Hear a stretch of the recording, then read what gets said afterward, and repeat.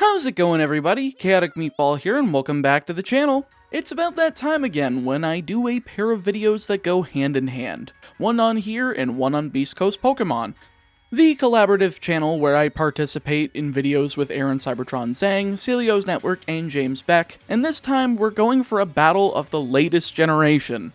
Well, for the next 3 months until Scarlet and Violet come out, and that's Galarian forms versus their original counterparts in Hardcore Nuzlocke of Pokemon Sword and Shield.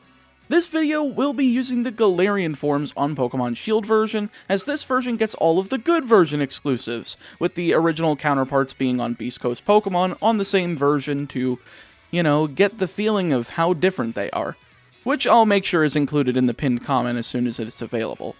Anyway, our encounters are going to be pretty limited actually, only 9 of them. As I've said, there's a few version exclusives that are going to be locked away over in Sword version, such as Darmanitan and SWSH, but we get Rapidash and Cursula, so I think that's a pretty fair trade-off. Plus, I'm going to have access to Obstacoon, Berserker, yes, I know it's not Galarian Persian, but it may as well be, Mr. Rhyme, Runerigus, again, don't care if it's not Galarian Cofagrigus, it may as well be, Weezing, Slowbro, and Stunfisk, so a total of 9 encounters.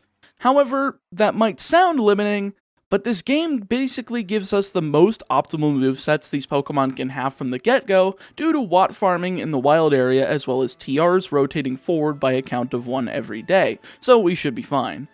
Rules are in the description, as always, for these runs, but one addition I'm making here, since it only applies to this game, and that's no Dynamax and no Gigantamax. I can beat this game fair and square without them, there's zero reason for me to use it. Plus it, further validates the fact that this game uses Dynamax even though this is the stupidest gimmick ever. Make sure to smash the ever-living crap out of that subscribe button so we can climb through the ranks of the machine that is YouTube, and if you haven't already, do the same with Beast Coast Pokemon so you don't miss out on our videos over there. If you enjoyed this video, click the like button. I'm pretty sure it does something in the algorithm. Honestly, at this point, this thing is a sentient enigma that no one but Mr. Beast understands, and he coddles it to sleep every night. With that horrifying thought in mind, let's just jump in. So our starter choice is going to affect exactly 2 trainers, and while we can't use it, I'm choosing Sobble so that I can give Hop Scorbunny, and seeing as many of the encounters I'm going to be getting throughout this run are Steel and Ice types, i.e. Berserker, Stunfisk, and Mr. Rhyme, I figure this will give me the hardest experience.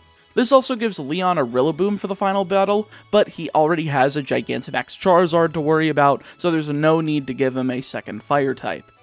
Our first encounter ends up being on Route 2 just after the first rival fight, that being Zigzagoon. It's a pretty low chance of encounter, so I ran around looking like a numbnuts for a bit, but I managed to get it nonetheless.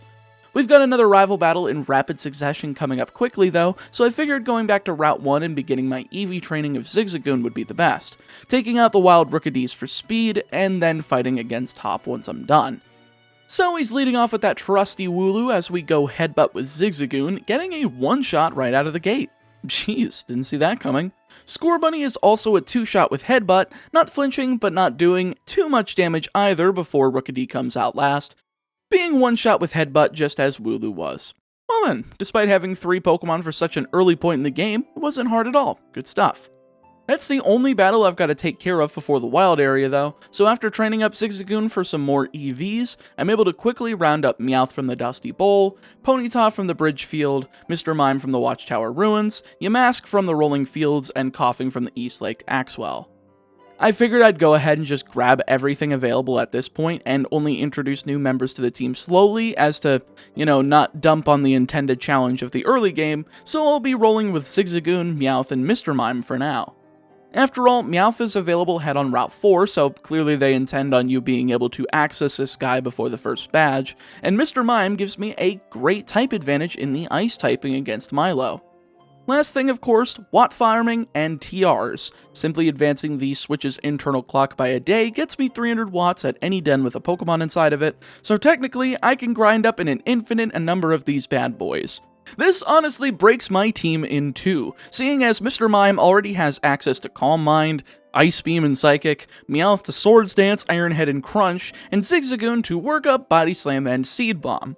Sounds pretty cracked to me. Guess that puts me in the role of Cracker. No, not that kind, I'm probably not allowed to say that on here. One gym ceremony later, and it's time to head through Route 3 in the Galar Mine to spit ourselves out on Route 4. That sounds disgusting, but there's exactly one major battle standing between me and the turf field gym. Bede is here to attempt to impede our progress, but he's not doing a very good job of it with psychic types. His lead Solosis can't hit me at all since, well, technically Endeavor does 3 damage, but past that, he can't do anything because he only has a psychic type move. So 6 workups and 3 snarls with Zigzagoon is all that it requires, taking out the Solosis, Hatena, and Gothita to get me an easy win. In fact, let's just streamline this. Milo stands no chance whatsoever against Ice Beam with his team, doubly so with Calm Mind, but to rub salt in the wound, I'm using Nasty Plot instead, no need to prolong suffering. So I just cruise on through this fight with 2 Nasty Plots and 2 Ice Beams, sweeping Gossiflor and his Dynamax Eldegoss to win and take the Grass Badge. Shortly after the gym, Zigzagoon evolves into Linoon in a battle against Team Yell, giving me the bicycle, but shortly after, giving me a battle against Hop. And this is a pretty easy fight to sweep through thanks to Linoon. Despite his lead Wooloo having the quad super effective double kick, it only does around half the Linoon, much less so thanks to an Oranberry, so I can freely set up a workup, then use Body Slam to KO and lead to his evolved starter, Raboot. Is this guy a soccer-playing ninja? I have no idea what this form is supposed to be. Alas, 2 Body Slams KOs without a point of damage on Linoon, leaving just Corvisquire to fall to 2 Snarls, the second of which getting a critical to rub salt in the wound, winning me the battle. Hope you enjoy sweeps, folks, since there's a lot of brooms to be used in this whole run, and a lot of dust piles to be cleaned up. Chasing Nessa back to the Holbury Gym means we've got a fight here, and you can pretty much guess what that means. Yay, a workup sweep with Linoon and Seed Bomb! Is what I would say if I didn't have the option of Mr. Mime and Thunderbolt, so I opt for that one, using 2 Nasty Plots against Goldeen and taking 2 Horn Attacks in order to sweep through it, Arrokuda, and to change it up, Energy Ball on the Dynamax Dreadnought to KO and win. Well, you had a 50-50 shot at guessing how that all went down. Let me know in the comments which one you expected. The second part of the Galar Mine is just ahead, and Bede is, once again, not minding his business. One of these days I'm gonna say a pun so bad it gets me killed. Well, Bede doesn't put up much of a fight, as Mr. Mime can easily Thunderbolt his Solosis and Energy Ball it just as well to KO and lead into Gothita, who has Rock Tomb, so I'm swapping for Linoon to avoid that super effective damage and hit it with a Night Slash. Third out is Ponyta, Night Slash bye, and fourth is Hatena, Night Slash Night Night. Didn't even need stat boosting moves for that one.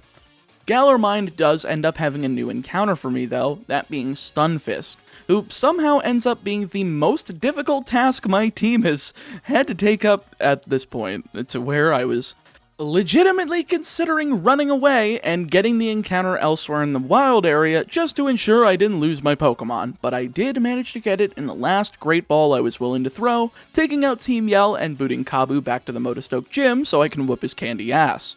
Speaking of which, I figured it would be worth adding Ponyta and Yamask to the team now that we're at the 3rd gym, since I didn't feel like adding a new member last gym, and the second is going to prove pretty useful because of its ground typing.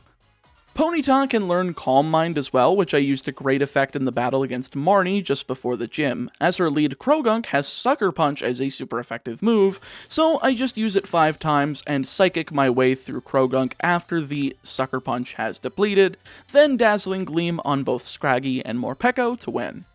Next up, the gym, and thankfully, Yamask has enough HP to evolve into Runerigus before the fight, as I'm probably going to need some serious Earth power to take this guy down. Not actual Earth power, Runerigus is a physical attacker. You get the point, I'm gonna kick his teeth in with a ground type. On second thought though, I'm just going to lead Ponyta here, cause I can use Substitute as an available TR to block Will-O-Wisp, then start using Calm Minds to evade high damage from Ember, with Substitute managing to last for more than 1 attack until he starts using Quick Attack. Though I do continue to set up substitutes despite that, since I don't want Will-O-Wisp to connect and end my chances of winning.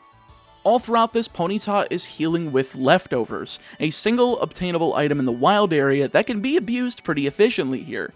Not as well as if it was paired with Protect like many of my runs previous, though I think in this instance Substitute is better. Eventually all 6 are set up, allowing for the clean sweep of Psychic on Ninetales and Arcanine, all with a Substitute still up, since crazily enough, Centiskorch as the Gigantamax Pokemon of choice is not a one-shot with a +6 Psychic, so I have to endure a max Flutterby, doing so with the substitute and KOing with a second Psychic to win the Fire Badge. Well, at least there was some strategy with that one. If I had known Ponyta couldn't KO with a +6 Psychic, I wouldn't have tried Substitute, as I was initially just gonna go in with a Rossberry and a Wish with Runerigus, but that Substitute really helped me more than I could have ever asked for. After heading back through the wild area to get into Hammerlock with some berries obtained along the way, I'm kind of interfered with by story stuff that I don't care about since this ain't Xenoblade Chronicles. I'm not here for a story, I'm here to kick teeth down throats. So after a quick bit of dialogue with Chairman Rose, Oleana, Leon, and Raihan, I'm able to get into Route 6, passing through quickly and into Stow-on-Side for our 4th gym battle against Alistar, the Invoker of Brainworms. Seriously, thank f***ing Christ, the Adventurer token cards managed to power creep this asshole out of the format. I was so goddamn tired of Invoked Mechaba set there can be only one pass. Sorry, Yu-Gi-Oh speak. I swear, sometimes I wonder if I'm more of a Yu-Gi-Oh nerd than I am a Pokemon one, despite only having played that game for a little over a year and a half. Before the gym though, I've got to fight Hop again, and just in time as Meowth has evolved into Berserker, giving me a fantastic physical attacker that can hit for some crazy good damage with Iron Head in close combat, especially when backed with the Sword Stance. Hop leads off with Cramorant, so I'm going with Mr. Mime to sweep his team, using Nasty Plot and taking Pluck for around a quarter after leftovers damage, KOing with Thunderbolt as Silicobra enters second, going down to Ice Beam. Raboot enters third to Psyshock one-shotting it, since I figured I'd replace Psychic so that I would have something that could hit for physical damage. More options is always better, though that doesn't matter when the last member of his team is Toxel, going down to that super effective Psyshock all the same. With that though, it's normal summon Alistar time, and despite him being a Ghost-type user, I'm still on Linoon. Sure, it could have evolved at level 35 during the night, but the day and night cycle doesn't actually happen in Galar outside of the wild area itself until you hit the postgame, and since I don't want to exit the gym and have to refight the trainers in here, because I might go over level cap, I'm going in with Linoon. Should be good enough. He leads with Yamask, a simple Pokemon to take care of with Substitute and Workup. See, Substitute can outlast not 1, not 2, not 3, not 4, but 5 hits of Brutal Swing. The only attack that Yamask can hit me with. So after wasting some power points in order to get Workup re-enabled, I'm able to set up 6 of them as I restore back to full HP with the leftovers, then nailing him with a super effective Seed Bomb to KO, leading to Mimikyu who snaps the Substitute as I snap the Disguise, using it again on the turn he uses Hone Claws, then KOing next turn with Night Slash, giving me more than enough insurance for if I don't one-shot Gengar, though I do handily one-shot both his Cursola and Gigantamax Gengar, so no worries there. I really shouldn't have been worried in the first place due to the type advantage, but you really can't go wrong with the saying, better safe than sorry. Immediately after the gym, we've got Bede hunting for wishing stars, and my head hurts, just let me go Unga Bunga with Linoon instead of listening to story. His lead Duosion once again has no way to hit Dark-type Pokemon, so I just sit here behind a Substitute, set up 6 workups, then use Night Slash on it, Hatterene, Ponyta, and Gothorita to win the match. Sorry, bucko, maybe include some more fairy coverage on your lead Pokemon? Or, take a tip from me, learn to switch out, and you won't have these problems. Now that it's nighttime though, I can head back to the wild area, level up Linoon to get Obstagoon, and then go through the Glimwood Tangle to get to Ballinley, the home of the 5th gym and the fairy-type user Opal.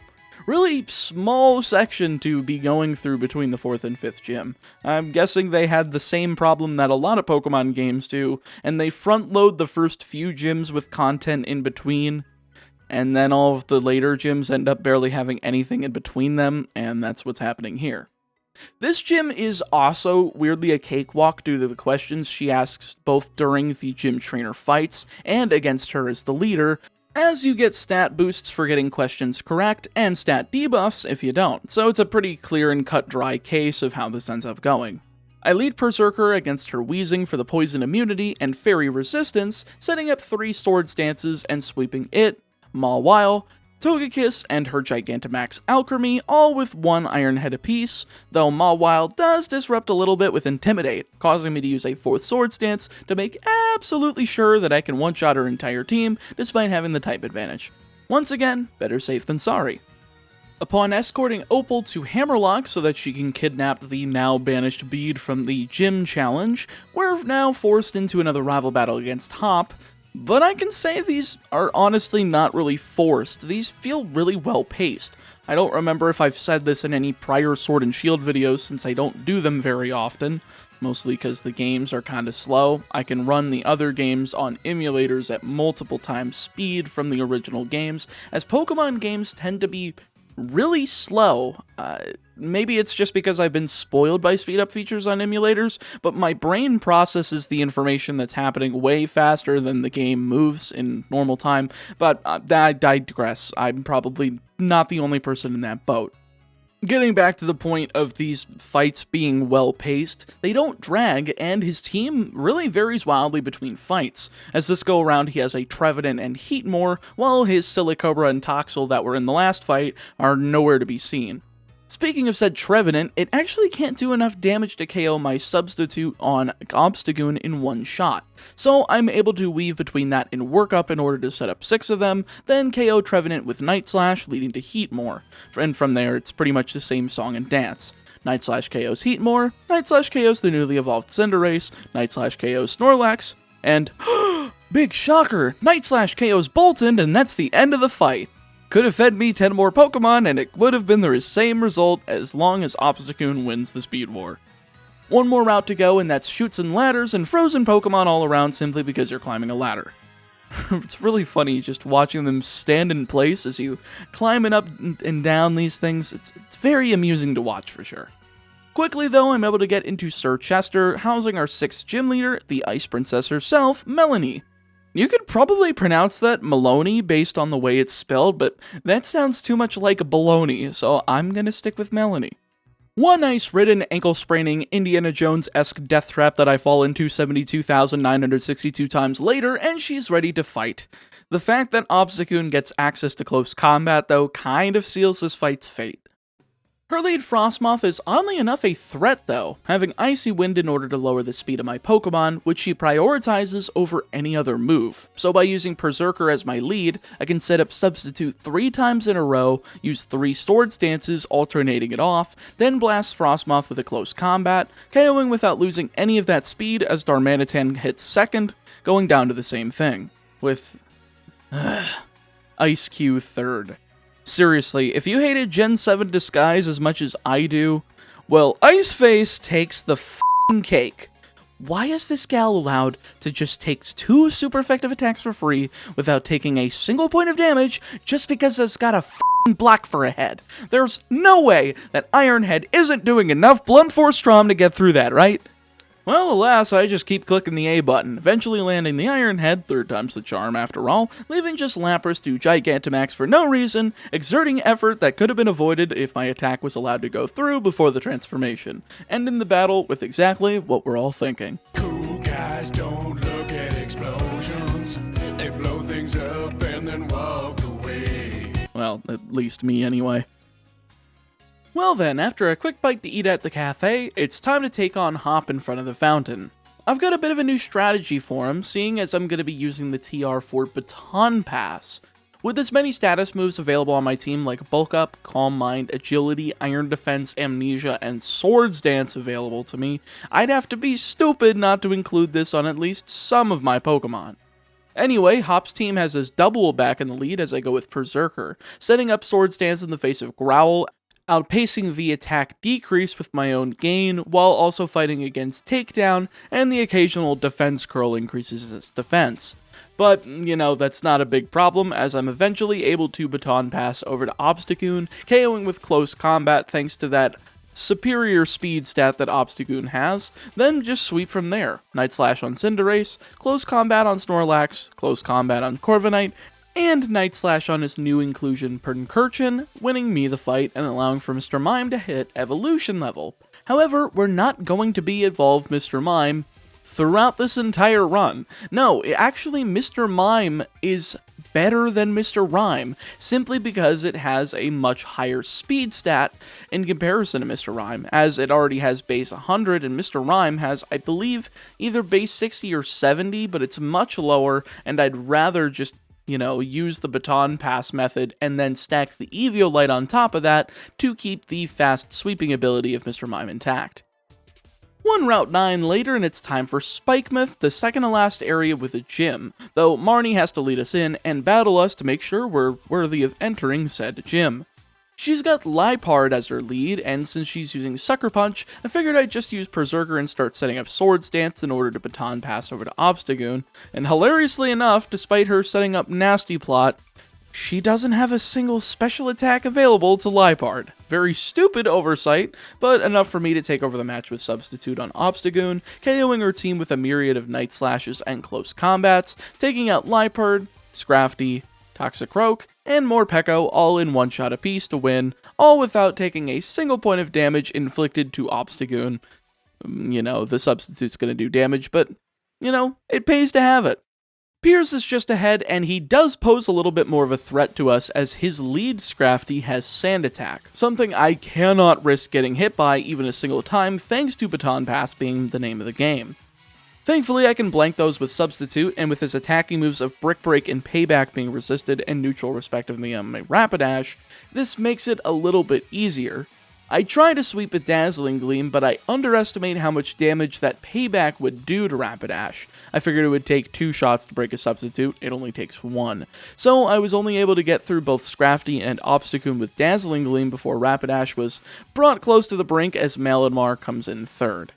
Now fortunately, I can swap into Berserker, get off a Swords Dance, then Baton Pass it over to my Obstagoon, and this just is enough to use Night Slash twice to KO Malamar. Then with Skuntank, it's an easy substitute and workup setup to block both Toxic and work through the Sucker Punch power points, eventually KO him with a close combat on the 5th and final power point of Sucker Punch, since the substitute is going to eat it up and does no harm to Obstagoon, KOing and winning. Whew, that could have gone a lot worse than it did. I think that was the first time I was even remotely put on edge since the capture of Stunfisk. Maybe next time, if I do a Sword and Shield run, I'll have to ban the availability of TRs until really late game since they are broken. Well then, the story does try grabbing us by the balls ever so slightly with the whole Dynamax thing to the east of Hammerlock, but that doesn't mean I have to worry much about it, as this just propels me to the last gym battle rather quickly. Simply 3 double battles before I managed to get into the battle with Raihan himself, and he's probably the most unique of the leaders thus far. Despite being branded the dragon guy in the region, he's more of a double battle and weather guy, as dragon is more of his tertiary component to make up this trio of suffering. This time around, he ends up using Sandstorm, and we'll have to play into this as best we can.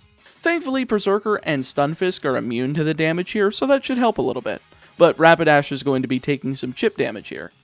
Dazzling Gleam is a pretty effective 2-shot on Flygon here, as Berserker sets up Swords Dance, but a Steel Wing that connects on Rapidash does around half after Sandstorm damage, but that's fine, as the KO happens on the second, and I don't have to deal with the potential Steel Wing backlash KO, and I'm able to use another Swords Dance with Berserker. With Raihan fixated on using the super effective body press on Berserker, there really wasn't any risk of my Rapidash going down to said Gigalith. Third out is Sandaconda, and I really don't want to stay in after this turn of Substitute, as I want to get this Gigalith down before I end up swapping out, and sure enough, this does work. I'm able to KO it with Iron Head, and that Substitute is able to stay up, then allow me to swap out of Rapidash as Duraludon comes out, who then goes down to a well-placed close combat by Berserker. All that's left now is that Sandaconda, who's been fixated on Glare this whole time, giving me the perfect opportunity to swap out of Berserker into Rinorigus, thankfully also immune to the Sandstorm that I forgot about earlier, to pair with my Stunfisk and eventually KO this Sandaconda with a pairing of Shadow Claw and Flash Cannon. Well, I actually had a lot of fun with that one. The Sandstorm team is pretty neat, and it was cool that half my team actually played into it pretty well. We'll see him switch up his strategy to a Sun team during the Champions Cup, so it's cool that he keeps up the sub-theming of weather behind his Dragon-type identity. All I've got to say now is down with the Champions Cup. of course after passing through Route 10 into Winden. This is a gauntlet that has 2 fights broken up by a few of the events with the Macrocosmos organization, culminating with the fight against Oleana, then 4 gym leader rematches akin to the actual Elite Four of the game, and then Chairman Rose and Leon himself. So we've got some work to do. So suggestively, the team is probably not in the best place it could be, but it's in the place that I want it to be. I could probably stand to replace Runerigus with Cursula as an insanely powerful special attacker that also acts as the ghost type and as a special wall, since I can just baton pass over agility with Rapidash to increase that pitiful base 30 speed it has, but I have plenty enough special attackers. However, Runerigus is a physical attacker, though that argument is moot as I have plenty enough physical attackers in Obstacoon and Berserker already.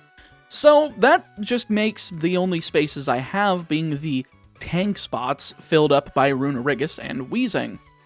I guess I can also touch on Slowbro and Slowking in this. Unfortunately, Slowbro is not as good of a defender as you'd think. It's instead a better mixed attacker with a base 100 in both with decent defense stats. So sure, I could use it as a baton pass target for either Berserker or Rapidash, but again, base 30 speed just like Cursula. I'm pressing the idea of speed being king here because all of Leon's threatening Pokemon are of insane speed tiers. Dragapult has an insane base 142 speed, Charizard has base 100, and Haxorus with base 97. Now you'd probably also be thinking that I'm underestimating the rest of the game, but you'd be thinking wrong, but I understand why that thought process is there. The way the Champions Cup level caps work mean that I'm going to be at a slightly higher level than the first trainers in both rounds, plus there's a change of cap jumping from the first to the second round, then to Leon, so battles like Oleana and Chairman Rose should be cakewalks with that plus baton pass setup shenanigans. Anyway, enough talking, more skull smashing. Going into the first round of the Champions Cup leads to a battle with Marnie, so I'm going to physically sweep here as my aim. However, I do lead with Rapidash. The fairy typing helps me immensely in being able to take attacks for neutral damage, and with Snarl being the only offensive move that Liepard can throw out, I could take less and less damage from it every turn with Calm Mind, though the Torment does throw a little bit of a damper into my plans. This is also why I decided to keep Psychic. I needed a useless move that would allow for Rapidash to burn turns without accidentally KOing Liepard, so after alternating that with 4 Calm Minds, I baton pass over to Berserker, who gets tormented as I accidentally go for Iron Head. Thank God I didn't KO there. Now I can use Swords Dance, but because I'm under Torment and don't have a way to not KO this thing, I baton pass back over to Rapidash to get out of Torment, use another 2 Calm Minds as Liepard uses a Nasty Plot to boost up that Snarl, then baton pass back over to Berserker to set up another Swords Dance, getting tormented once again before baton passing over to Obstacoon to perform the sweep. However, I'm only at +4, so I need to use 2 bulk ups here, and that's exactly what I'm able to get off, KOing with Night Slash as her second Pokemon Scrafty hits the field, and they all fall like a ton of bricks from here. Close combat on Scrafty, Night Slash on Toxicroak, and close combat on Morpeko, but now it's time for the last member of her team, Grimmsnarl. Now can the Gigantamax go down to a single attack? Well, thanks to the neutral close combat, it is a one-shot, outsped and destroyed. Thank goodness, I had to hit +6 attack to KO that Grimmsnarl, and it managed to work. I do wish that I had more than one set of leftovers though, since having them on the Pokemon that are doing the setting up and baton passing would be fantastic, and while they are technically obtainable by using Thief on Wild Munchlax, I think this game already has enough things to make it easy. I'm gonna make it through without them, so I'm just gonna go ahead and keep going. The second battle of round 1 is against Hop, and his team is fully realized now, starting off with that same double from the beginning of the game as I set up Swords Dance with Berserker. Now sure, Cotton Guard maxes out his defense, but it doesn't really matter when my attack stat matches the +6 defense, and I have the super effective close combat on Obstagoon. I just set up 3, baton pass over, and sweep. Close combat on Double, close combat on Snorlax, Night Slash on Pincurchin, Night Slash on Corviknight, and last but not least, Night Slash on his Dynamaxed Cinderace. Kinda wish that this fight would have been slightly adjusted to be the Gigantamax version of the starter if you have the DLC installed, but whatever, it's not losing out on much. And that's it for the first round of the Champions Cup. Time to go whip Oleana's bum for blocking me from having a nice dinner with Leon and the chairman. You took my opportunity to eat the perfect Windenburger, you son of a bitch, now I'm gonna pummel your face. I mean, not your face, your Pokemon, otherwise that would be Assault. Anyway, Holeana leads off with Frostlass, so I'm going with Berserker. She's got Will-O-Wisp, so I'm basically just aiming for her to waste another turn on it so I can get all 3 Swords Dances needed, since I'm holding a Rostberry, but instead of going for a second one after burning up the Rostberry, she just jumps to Hex, which I suppose is fine. It's doing enough damage for it to matter, though, so I Baton Pass after 2 Swords Dances over to Obstagoon and KO with Night Slash. Second is Milotic, and this is actually the perfect opportunity to set up 2 more bulk ups to finish off the maximization of attack, since she has Aqua Ring and Safeguard, wasting both turns and letting me KO with Night Slash following said bulk ups. Salazzle's out third, falls to Night Slash. Sarena's out fourth, falls to the same move, with her Gigantamax being the last but certainly not least. Boy howdy is Garbodor the nastiest looking son of a bitch I've ever laid my eyes on. I like the Pokemon, but how does this thing survive a Night Slash despite me being +6 attack? It doesn't really matter, as Max Quake doesn't do jack all to Obstagoon, so much so that it wouldn't have even broken a substitute, and even a second attack following a weak armor activation boosting Garbodor's speed wasn't enough to even bring Obstagoon below 2/3, KOing with the second Night Slash to end the fight. Alright, now that we've retrieved Leon and eaten dinner, it's time for the second round of the Champions Cup. Now this is what, again, could be considered as the Elite Four, as we gotta fight Bede, Nessa, Alistar the Invoker of Madness, and Raihan before getting to the Darkest Day nonsense, and the Champion Leon. So let's show them all why we pummeled them multiple times over before, since clearly, they've forgotten. Bede starts off with Mawile as I go with Wheezing, and this is entirely because the 3 moves this sucker knows are exclusively physical attacks, so by doing that, I can streamline my sweep and it be less threatening. Swapping to Berserker lets me take an Iron Head for barely anything, then set up 3 Swords Dances, Baton passing over to Obstagoon to just mop the floor, KOing Mawile with Close Combat, and since Bede hasn't let go of his entire usage of Psychic types, the remainder of his team are Fairy Psychic, allowing me to hit Gardevoir, Rapidash, and Hatterene with neutral Night Slashes, one-shotting and destroying them all with no damage to Obstagoon whatsoever. Even the Gigantamax forms do not stand a chance. Now, the most surprising thing about this shebang is that Bede can manage to keep all of that character development intact without blowing up due to getting so embarrassed in front of not only thousands of fake people in that stadium, but thousands of real people watching this video. Anyway, with the second opponent being Nessa, I figured it's pretty smart to go ahead and teach Seed Bomb over Close Combat to Obstagoon, as we're going once again for a physical sweep, and it's 4 times effective against Dreadnought. Same strategy as against Bede, lead Wheezing against her Golisopod, burn it with Will-O-Wisp so that physical attacks don't do much, then swap to Obstagoon hard way, since Golisopod has Swords Dance, and to protect against that we gotta use Bulk Up instead of Swords Dance.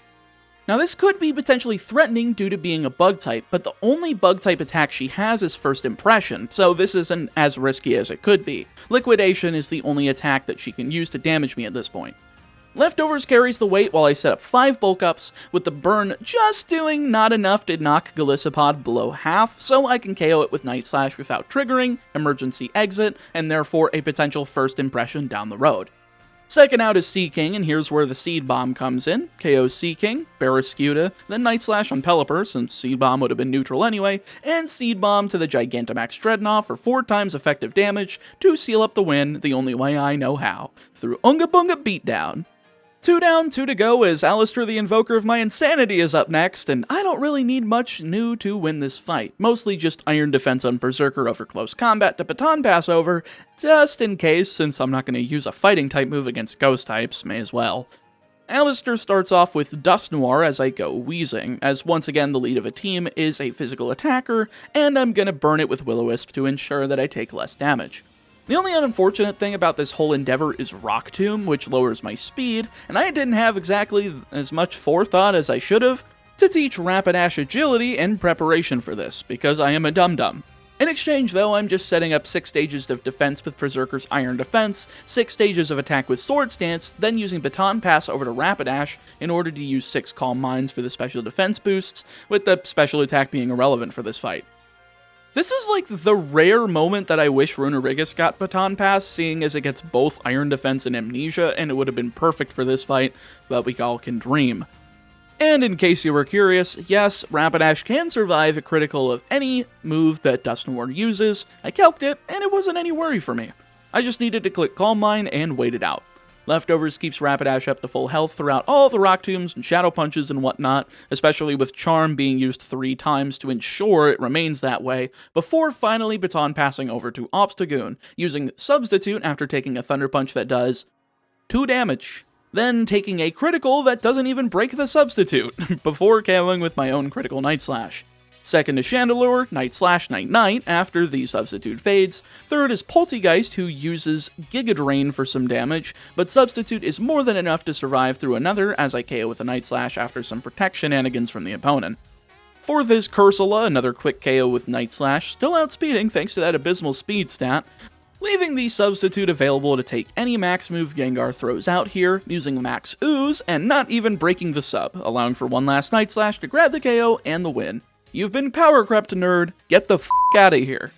Last up is Raihan, and as I said before, he's got a Sun team this go-around instead of a Stand team, which means he's unfortunately leading with a special attacker in Torkoal. Sadly, none of my Pokemon get the TM for Eerie Impulse, a special version of Charm and Feather Dance that really could nullify the damage yielded by Torkoal in the Sun, so we're gonna have to brute force this a little bit. Then again, we've been brute forcing the entire game, so who am I to care? I do take the chance of teaching Agility over Charm to Rapidash, and Amnesia over Swords Dance on Berserker, since I intend on using a special attacker for this fight, so that extra special defense might come up way more than a Swords Dance ever could. With prep done, Raihan, as I said, leads with Torkoal, and I'm going with Rapidash first. I'm aiming to sweep with Mr. Mime, so I'm going for Calm Mind as much as I possibly can get away with here first, and surprisingly enough, he goes for Solar Beam instead of the stab Lava Plume, barely doing anything even through the Sun charging it in a single turn. Well, shoot, maybe I'll get away with a lot of these. Well, until the one move I omitted from the last bit of discussion, Yawn, pops up. Luckily, I can dodge being put to sleep with Baton Pass and keep my stat boosts, so I go back and forth from Berserker back to Rapidash to set up another Calm Mind, taking Solar Beam once more before the sun fades, eating a Citrus Berry and setting up a single Agility to ensure that I outspeed everything on this guy's team, setting up one more Yawn as he charges for Solar Beam, getting to a total of 5 before a Yawn hits, so I Baton Pass over to Berserker to ensure that I have enough special defense with Amnesia. Lava Plume only does a quarter, so I use said Amnesia, then get hit with Yawn, so it's back to Rapidash, but he uses a second Yawn in a row, so we've got a Baton Pass back over, and I'm just going for Mr. Mime, taking a Body Press for less than half, hoping for a Yawn here as I set up one nasty plot needed to max out the special attack, and sure enough he goes for it, walking into Vital Spirit and allowing the sweep to begin. Psyshock KOs Torkoal as well as Turtonator, but then Flygon comes out and instead eats a Freeze Dry for quad effective damage, which I replaced Ice Beam with so that I could get the move slot I was using for Thunderbolt back for a different move since it's super effective on water types, Freeze Dry for Goodra, and last but not least Freeze Dry for the Gigantamax Duraludon. And since I don't have any special energy attached, I can one-shot it. It's a Pokemon TCG joke. Duraludon VMAX is just a Towers. Literal towers, by the way. It's a skyscraper, with the term towers being pulled from Apocryphort Towers, the first real meta-relevant monster unaffected by other cards' effects in Yu-Gi-Oh! I don't know why, I just love bouncing between the games. You learn one game's lingo and it translates rather well into others. Anyway, I know, shut up about the trading cards and play more of the video game. With Raihan defeated, we've got to deal with the Darkest Day nonsense brought about by Chairman Rose, since he's a stubborn bastard who can't wait one more day. Wait. One more day? You know, actually, it's probably a bad thing if he does that, so I can understand not waiting. F*** one more day, nearly 2 decades later and the Spider-Man comics still haven't f***ing recovered. Rose leads off with Escavalier, a physical attacker, so say hello to Weezing doing the whole Will-O-Wisp thing and burning it. Now sadly this guy does have Swords Dance, so I gotta go over to Berserker and use it exclusively as a Baton Pass machine. Swords Dance, Amnesia, Iron Defense, Baton Pass. If that wasn't a broken moveset for a support Pokemon, I don't know what is. After setting up triple Iron Defense, I'm just going for 3 Swords Dances, just enough for Berserker to survive through and Baton Pass it all over to Rapidash so I can set up 2 Agilities, ensuring that when I Baton Pass out into Obstagoon, I can outspeed everything on this team. I do consider going into Runerigus just ever so slightly here to the Agility setup, but I go against it and just used Obstagoon, setting up Substitute and just in time for a critical hit. Good thing I had absorbed it, I probably would have been screwed if I didn't. I just forgo the second one and Night Slash Escavalier to finish it off after Burn nearly KO'd it, as Ferrothorn enters the field, going down to a critical Night Slash while doing some chip damage with Iron Barbs.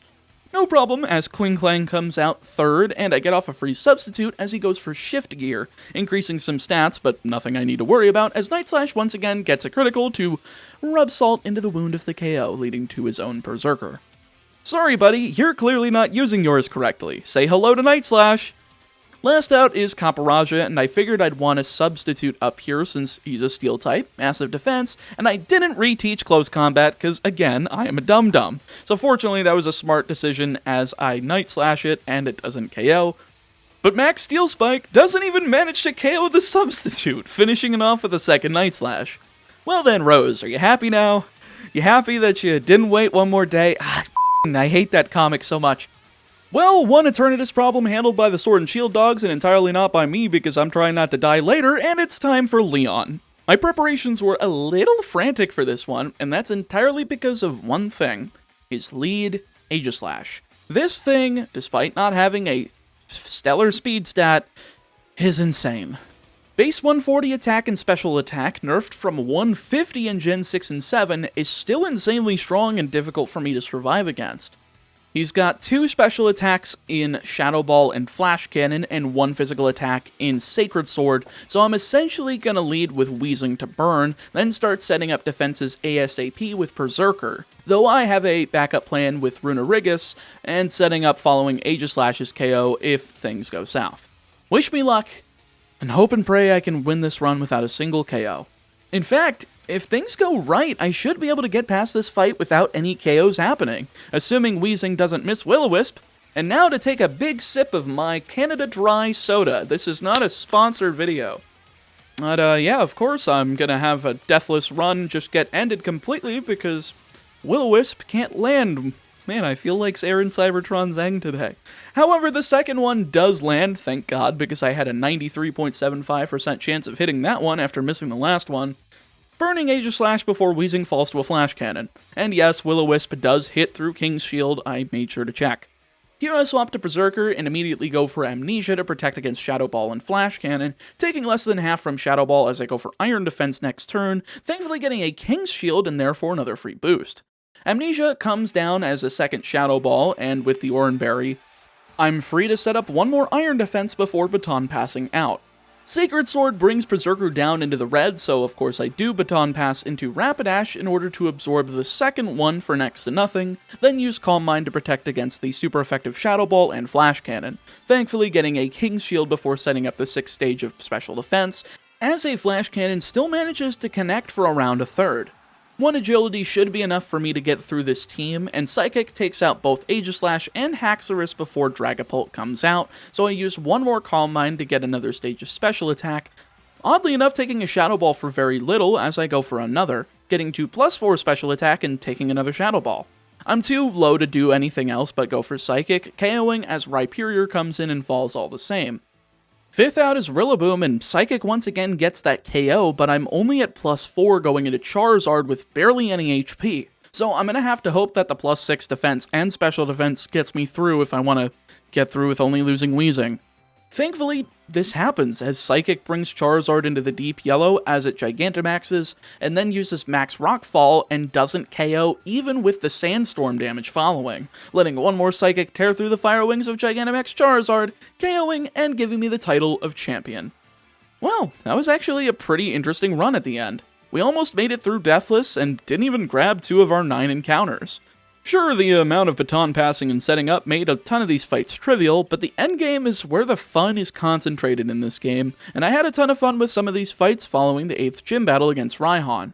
Overall, I'm glad I gave Sword and Shield one last good shot before Scarlet and Violet comes out, with this and the original variants run. Once again, you can find that video in the pinned comment, or just go to Beast Coast Pokemon if you want to see how these Pokemon stack up with the likes of their original counterparts. With all that being said though, if you like this video, once again, please do drop a like and leave a comment below suggesting a run for me to do. ROM hack, fan game, mainline spinoff, doesn't matter, I always enjoy listening to suggestions and taking the most interesting ones for me to do for videos. Thank you so much for watching, and of course thank you to my patrons as well. Stay safe, stay healthy, and I'll see you next time.